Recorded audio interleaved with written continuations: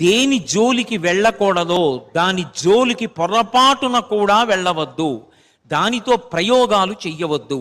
నేను అతీతుండండి, నాకేం అవదండి, దాని జోలికి వెళ్ళినా నేను చేయదండి, ఈ మాటలు అనవద్దు.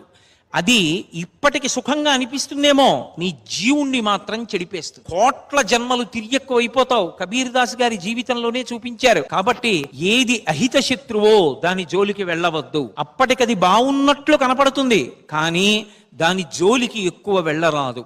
నేను నోటితో చెప్పక్కర్లేదు, పేకాట అబ్బెబ్బే డబ్బుల కోసం కాదండి, ఆ మాట అనకు.